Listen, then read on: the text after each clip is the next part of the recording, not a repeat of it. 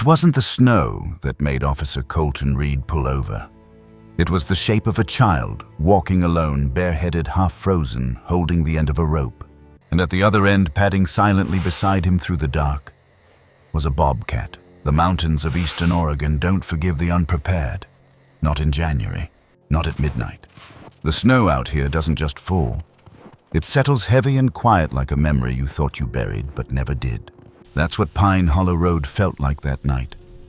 A memory. Silent, cold, waiting.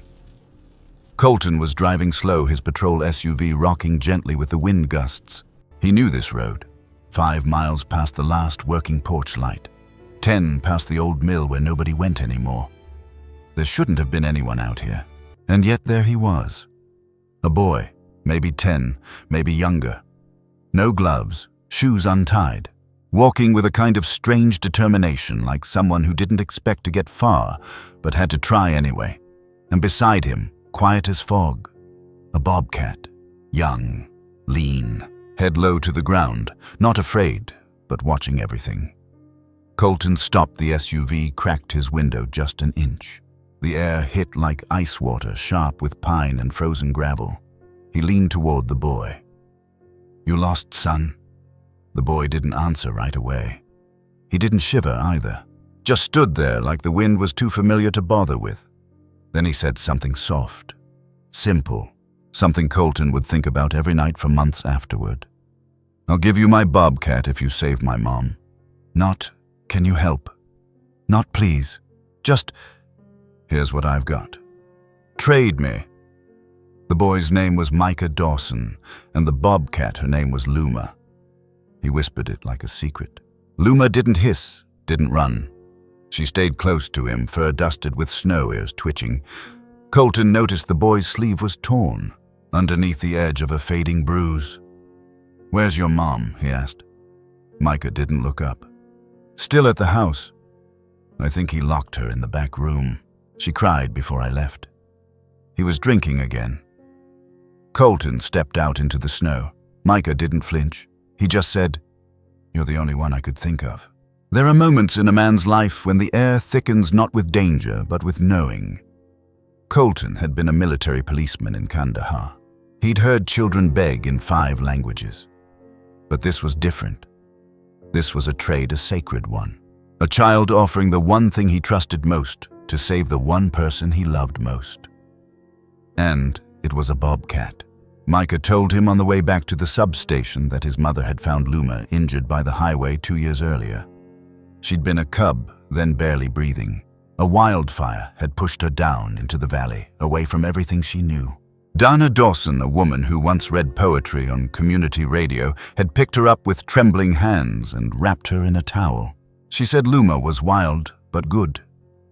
Micah murmured from the passenger seat. "She said that about me too." They fed her kitten formula, put her in a dog crate with warm blankets and lavender oil.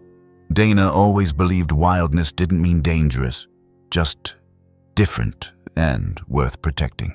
Colton kept one eye on the rearview mirror.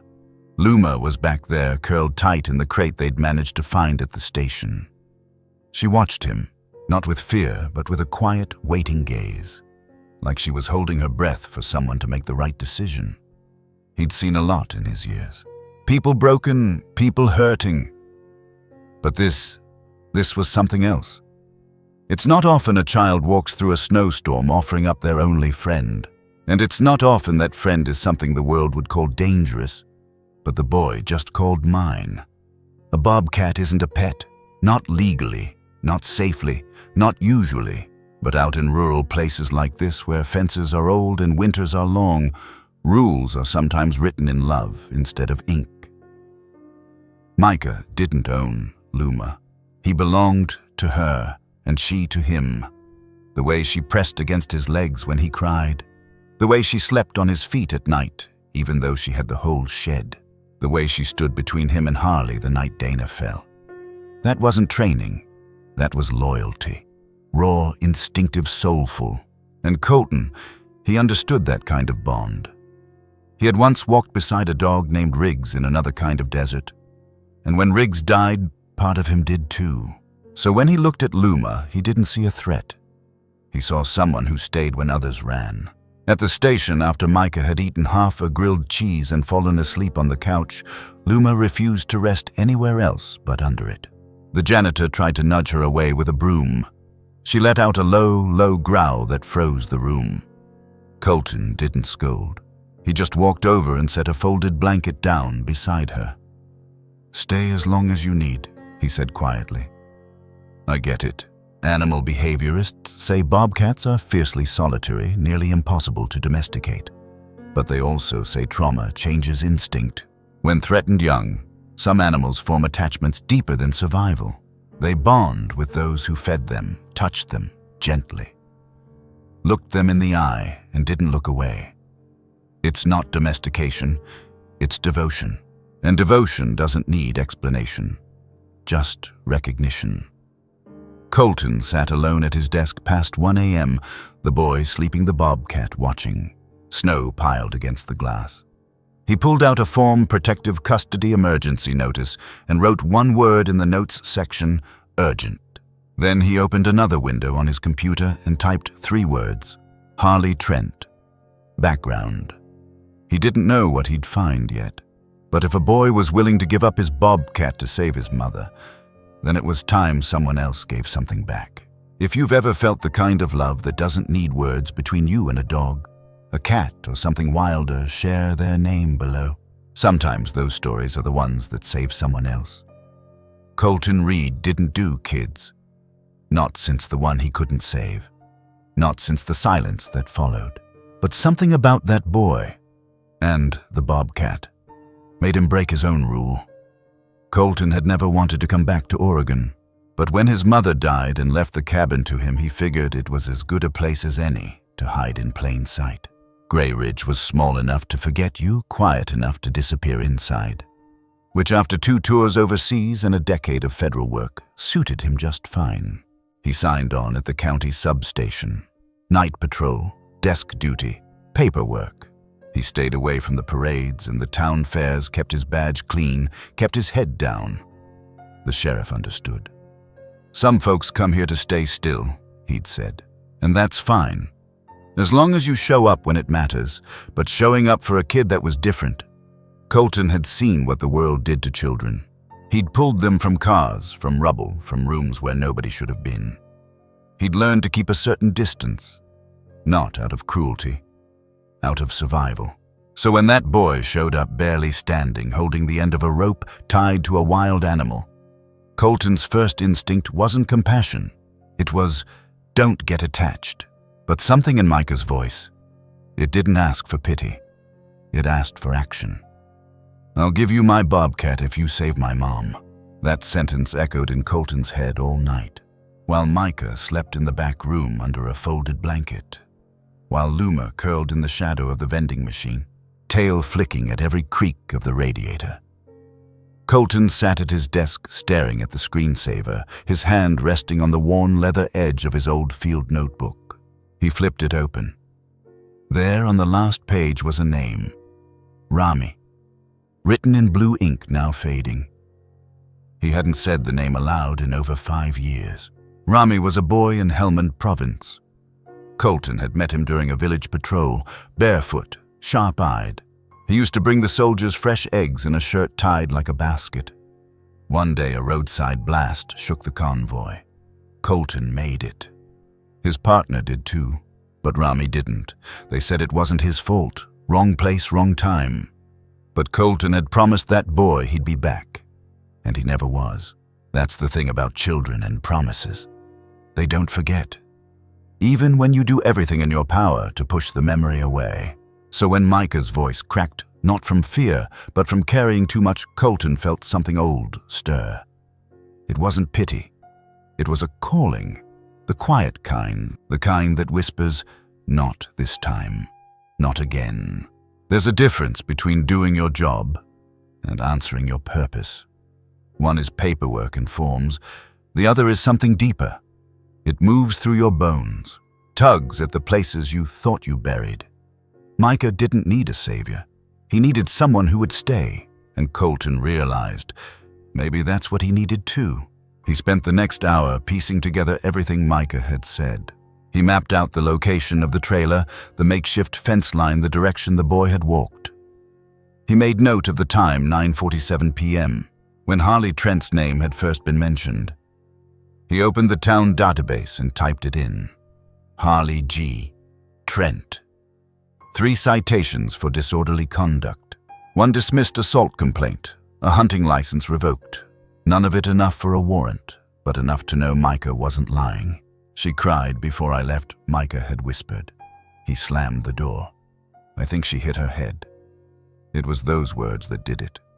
Not the fear, not even the offer of the bobcat. It was the fact that this boy believed he had to trade something precious in order to be heard. And Colton wasn't about to let that belief stay true. He stood, pulled his jacket on, clipped his badge to the front. Before he left the room, he walked past Luma. She was awake, watching him. Ears forward, unblinking. He knelt down, not too close. "I'm going to check on her," he said softly. "You stay with him." And he could have sworn she understood, not because she wagged her tail, but because she didn't move, didn't blink, just kept watching. Bobcats aren't known for loyalty. They don't heel, don't fetch, don't wait by the door. But Luma had stayed with Micah when it got dangerous. She had watched over him in silence. And sometimes that's more than any trained animal could offer. That's love too, just a different dialect. By 6:00 a.m., Colton had 3 pages of notes, a call into Child Protective Services, and a plan.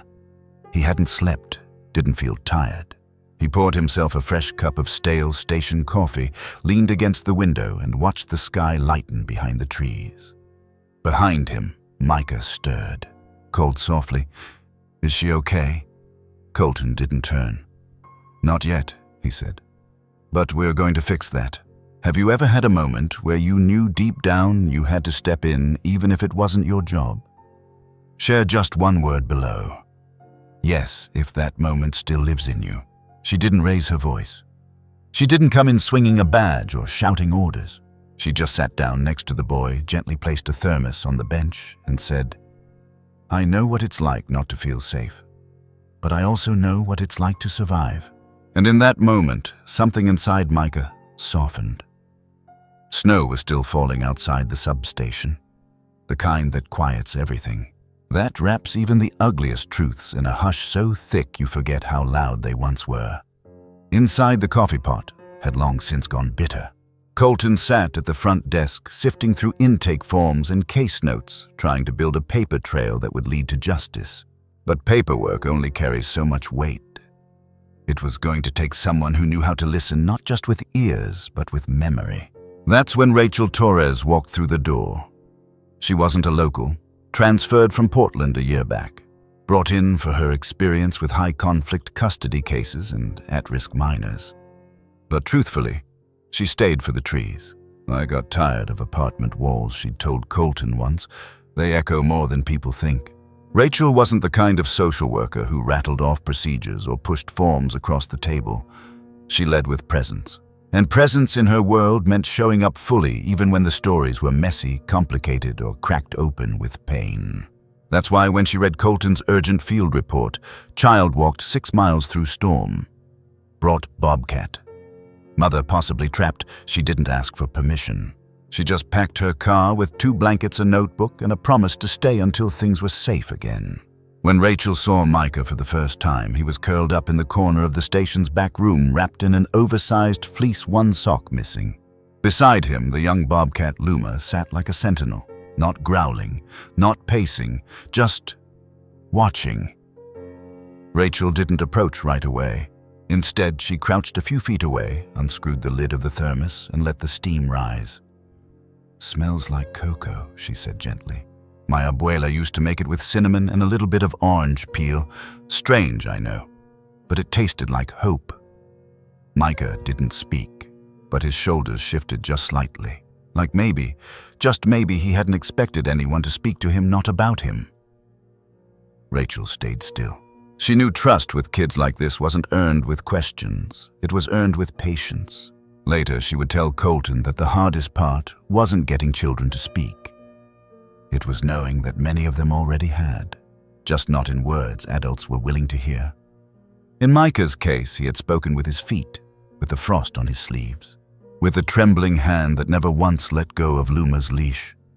He had said in every possible way, "I'm afraid, but I will not leave her behind." And Rachel knew exactly what that meant. Because once many years ago, she'd sat on a concrete porch, waiting for someone to come for her mother too. They hadn't. So when she leaned in toward Micah and whispered, "You don't have to trade what you love to be heard," she wasn't offering comfort, she was offering truth. In a world where noise often passes for urgency, Rachel understood the quiet power of stillness, of noticing, of not asking the child to hurry their story for the sake of an agenda. She also understood animals. Maybe not in a scientific sense, though. She'd read enough to know about PTSD support dogs and emotional bonding and trauma recovery. But in the way some people simply feel the unspoken. Luma hadn't let a single deputy near Micah. She growled low when the janitor got too close. But when Rachel entered the room, sat near but not too near, and spoke in tones soft as snowfall, the bobcat blinked slowly and lowered her head. Colton watched from the doorway and shook his head. "You've got some kind of magic," he said. Rachel smiled. "It's not magic," she replied. "It's memory." That afternoon, Micah told Rachel what he hadn't yet told anyone, not even Colton. He talked about the night his mother locked herself in the bathroom, pressing her back to the door while Harley screamed through it. He talked about the time she covered up her bruise with makeup from the drugstore clearance bin. And he talked about Luma, how she once stood in front of him, fur raised when Harley came home angry. She didn't attack, Micah whispered. She just stared, and he backed off. Rachel wrote it down slowly, but not before she looked the boy in the eye and said, "That's not just instinct, Micah. That's love. There's a kind of loyalty animals offer that breaks all the rules of reason, especially animals born wild. A bobcat isn't supposed to protect a child, but Luma did. And in doing so, she reminded everyone in that station that kindness isn't about the species, it's about the soul." By early evening, Rachel and Colton had enough detail to push for an emergency intervention. Rachel filed for a protective custody order. Colton got a warrant signed. But more than that, they had something stronger than protocol. They had a boy who had already saved his mother once. Now they just needed to make it official. As they stood by the office window, watching dusk roll in over the pine trees, Rachel said, "Tomorrow, we go get her." Colton nodded. Micah, who had silently followed the conversation, looked up. "You promise?" Rachel bent down. "Micah, I don't break promises I make to children." A pause. "Because I know what it feels like when adults do." The next morning would bring icy roads, long drives, and a cabin tucked too far into the trees. It would bring ledgers and questions and the scent of something darker than just neglect. But for now, there was Coco, a borrowed blanket, and the sound of Luma breathing beside the bench. And for the first time in a long time, that was enough. If you believe in the quiet power of being present, even when the words are hard, leave a heart in the comments. Sometimes showing up softly is the bravest thing we can do. It started with a map, a hand-drawn line, a child's voice saying, "He takes the truck up there, says it's just to chop wood, but he locks the truck when he comes back." In stories like these, the truth doesn't knock. It waits in the woods, quiet, patient, and buried deeper than you want to believe. The morning they left for the cabin, the snow had turned to a slow ice rain, just enough to slick the roads, enough to remind them that nature, like people, could change without warning. Colton drove. Rachel rode beside him, flipping through a printed map that Micah had sketched the night before in pencil, one eraser mark at a time. Luma stayed at the substation with a deputy on rotation, Micah's choice. "She doesn't like guns," he'd whispered, clutching her harness. "And I don't want her to see if something bad happens." Colton had nodded. He didn't say "smart kid," but he thought it. What they were heading toward wasn't a known address. It wasn't listed on any GPS. Just a clearing deep in the forest where the logging roads turned to ruts and the trees got too dense for light to fall right. Harley Trent's truck had been seen there more than once, off-season, always at night. Rachel had flagged a few property deeds tied to shell companies. One led to an old parcel under the name Grey Hollow Resources. No phone lines, no electricity, but a single propane delivery listed from 8 months ago. It was enough for probable cause. The cabin appeared through the fog, like something out of a forgotten photograph. Weathered boards, moss on the shingles, no smoke from the chimney. But the truck was there, parked at an angle, mud splashed, locked. Colton cut the engine, and for a moment they sat in silence. Not fear, not yet, just readiness. Rachel checked her sidearm, not to use but to know. They approached on foot, slow and careful, not dramatic, just deliberate. Inside, the air was cold, stale with gasoline and mildew. No one called out, but the sense of presence hung heavy.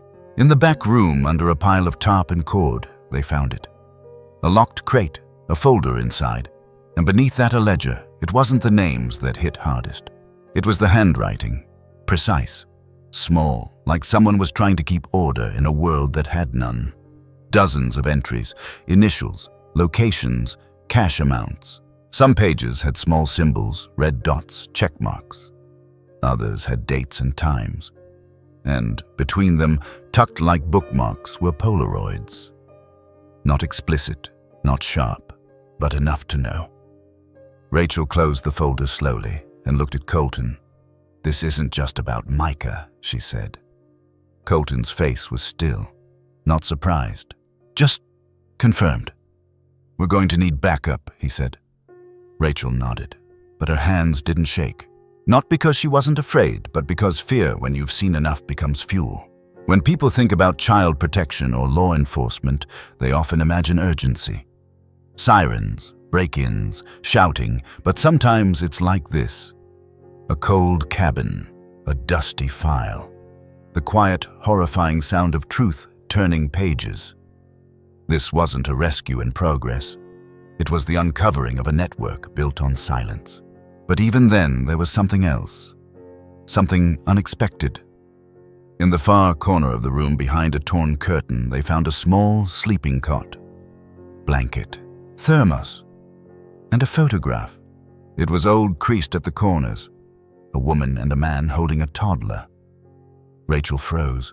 She'd seen the woman before, Dana, and the boy clearly was Micah. But the man, the one they all thought was gone, Jonas, Rachel whispered. "This is Micah's father." Colton leaned over the cot, eyes scanning the clutter. And then he saw it. A maintenance badge. Jonas Dawson. Expired 3 years ago. But the coffee in the thermos was still warm.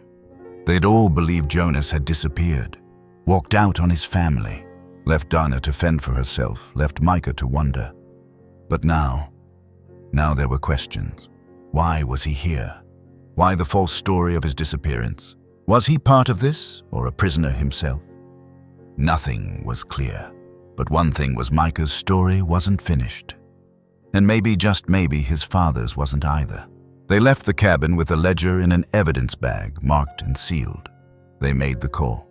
The sheriff, the task force, the quiet wheels of justice turning slow, but turning. But as they walked back to the SUV, Rachel paused at the edge of the woods. She looked back, not at the truck, not at the cabin, at the porch, where a child's muddy boot print had dried into the boards. Micah had been here, probably many times. And now they were closer to understanding why. If you believe every name matters, especially the ones written in silence, leave a candle emoji in the comments. Light has a way of returning even to the darkest places. Most towns don't hide monsters. They just stop looking. And over time, that quiet neglect starts to look a lot like permission. Back in Crescent Pines, the snow had begun to melt. Sidewalks glistened with slush. Smoke drifted from chimneys. The kind of winter day that made everything seem softer than it really was. But under the thaw, something else stirred. Unspoken guilt, suspicion, a collective breath being held not out of fear but out of habit. Because the truth is, this town had known something, not everything, but enough to wonder. And that wandering had lived in back corners of coffee shops and behind curtained windows for far too long. Colton and Rachel returned from the cabin with more than evidence. They came back carrying a ripple, one that would move through the town slowly but undeniably. The ledger, the photos, the quiet proof that something far worse had been happening just outside the limits of what people chose to see. They briefed the sheriff first. He listened, said the right things, nodded at the right moments. But Rachel noticed the way his jaw tightened when Harley's name came up. He didn't ask. "Are you sure?" he asked. "How public is this going to be?" And there it was. The real concern, not the children, not the victims, the town's image. Later that afternoon, they stopped by the diner Lakeside Cafe, where everybody gathered after church or before snowplow shifts.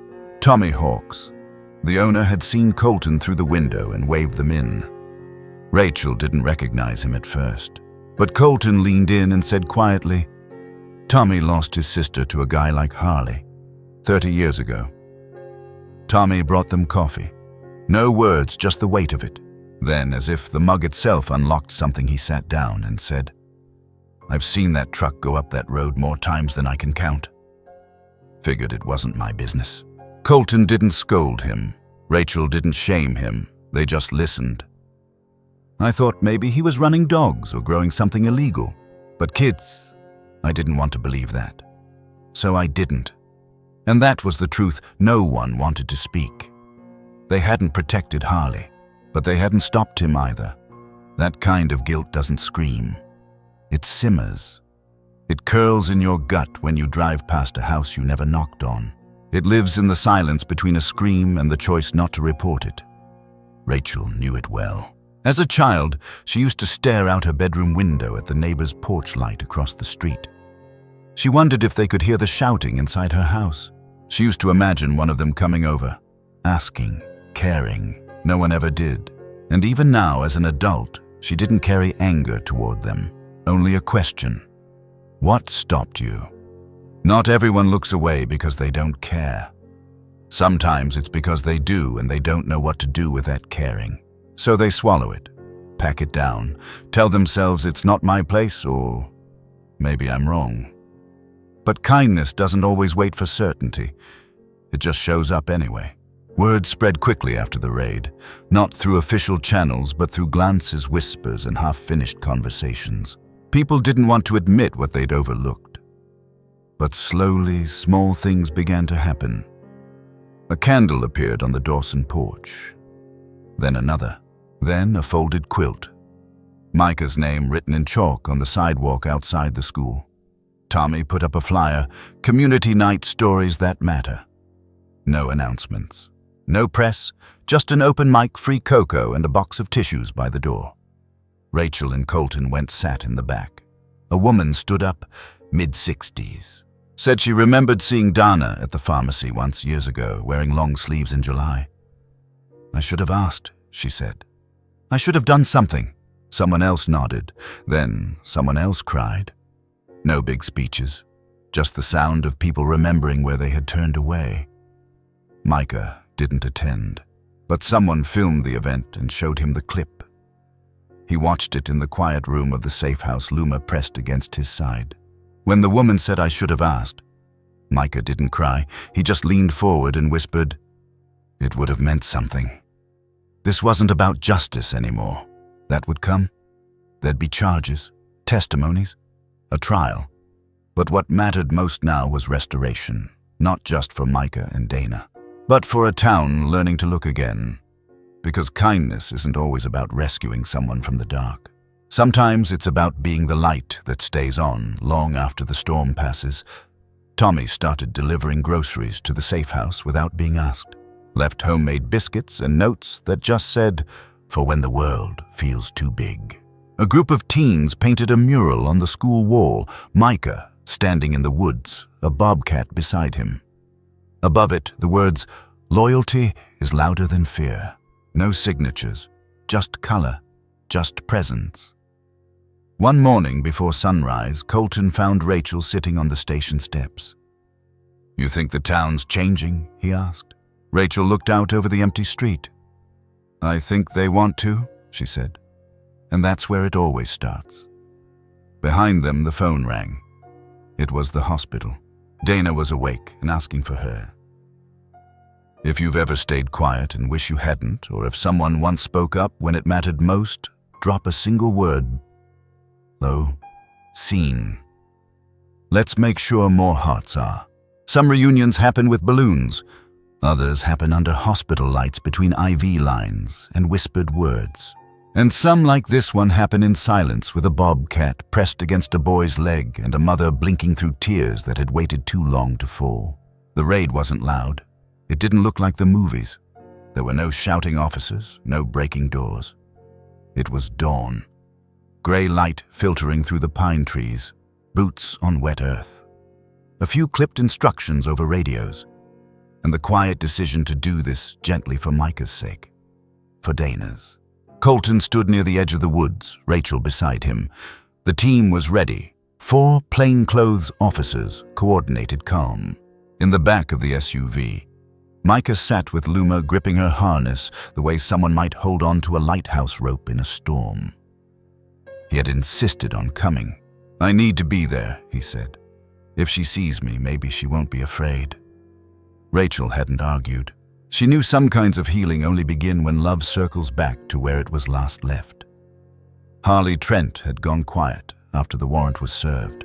He hadn't shown up for work, no sightings in town, but Rachel's gut told her he wasn't far. Predators rarely wander from the places they believe they own. And this cabin, deep in the folds of county-owned land, half legal on paper, full of secrets between its walls, was his last known refuge. But this time they weren't just coming with questions. They were coming with truth in their hands and accountability at their backs. What they didn't expect was what they'd find in the basement. They entered through the back. Colton first, Rachel right behind. Each step measured, each creak of the floor deliberate. The living room was empty, ashtray full, blanket folded on a cot, coffee mug still warm. He was nearby. Then a sound. Low, a cough. No, a groan from below. They opened the cellar door.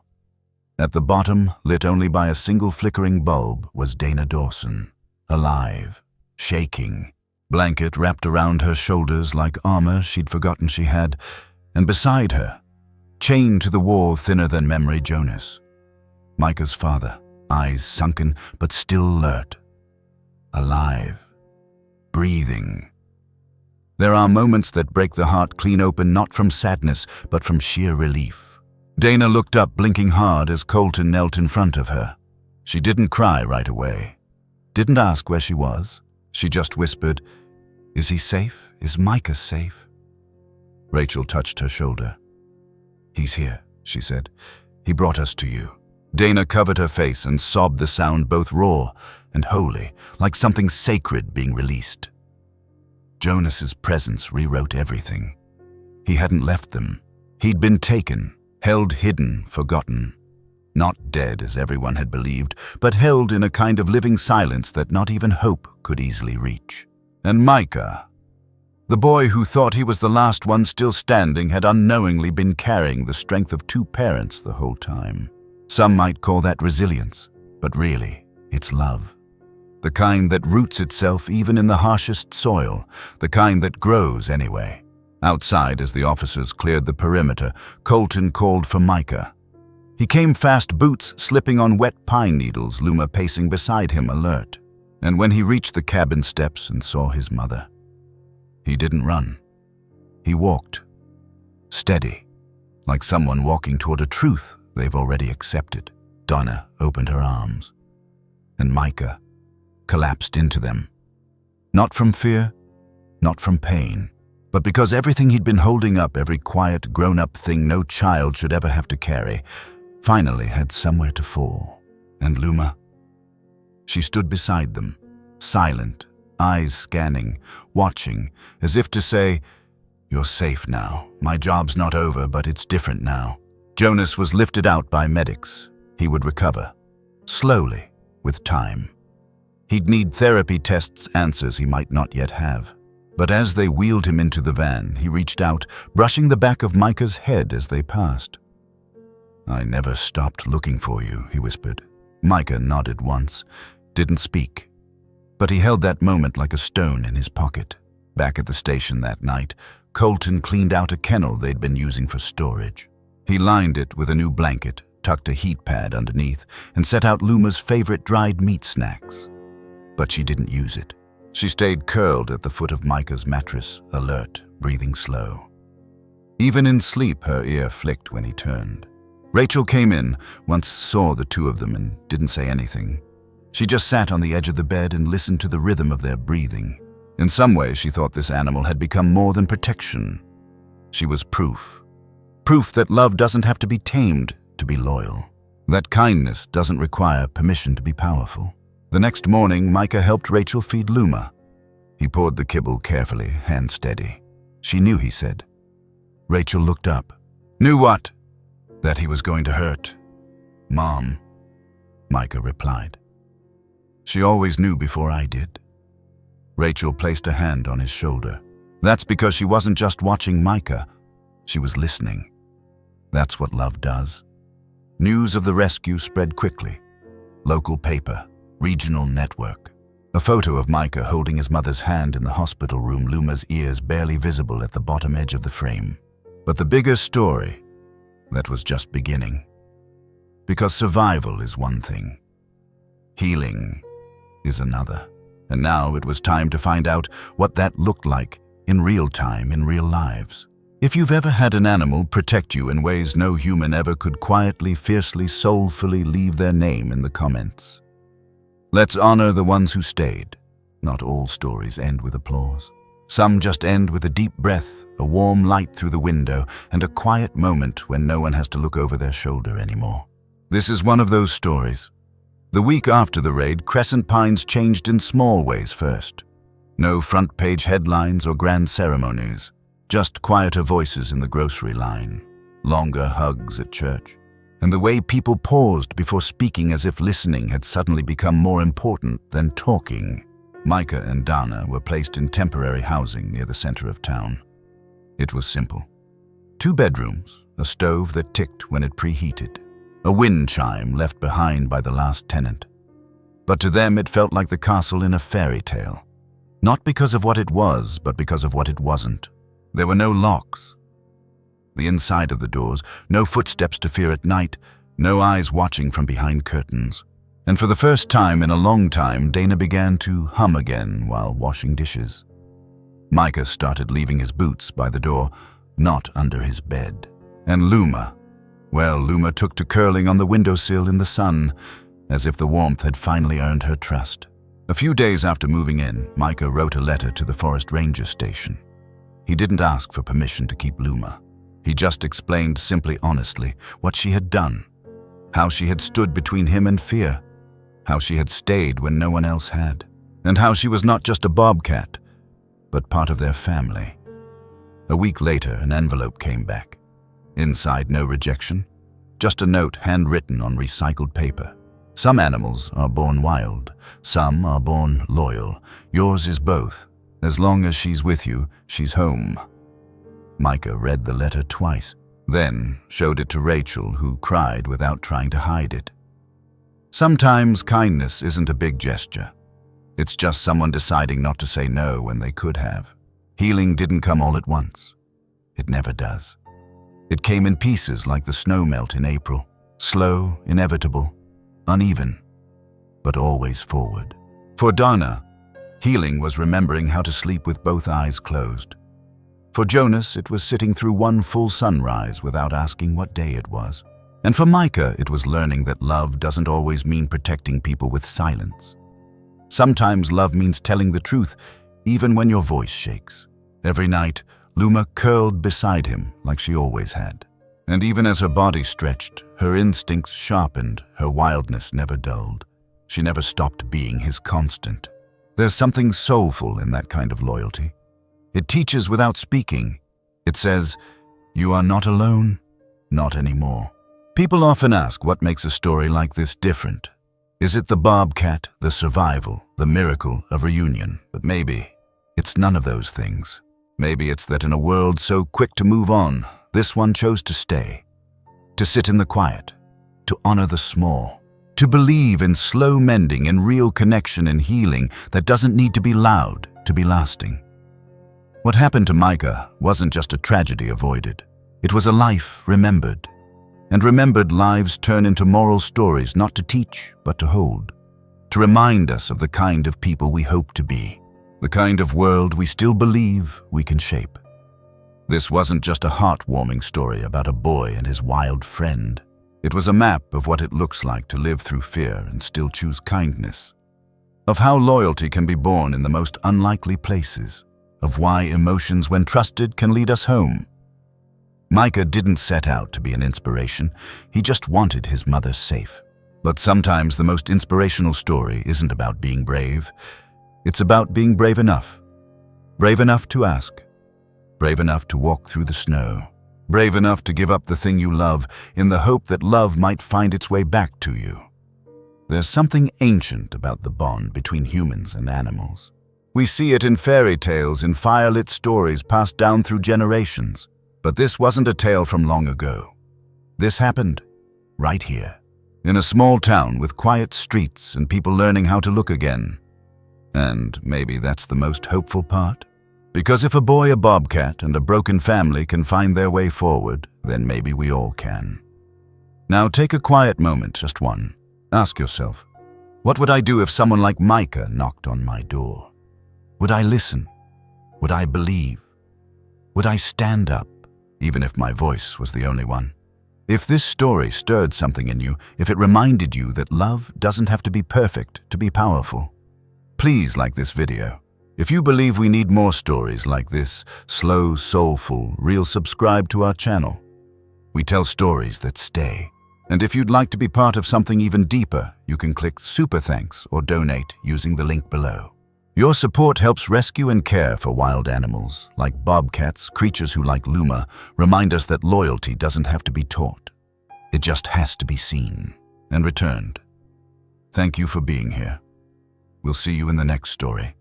Until then, stay kind, stay close, stay human.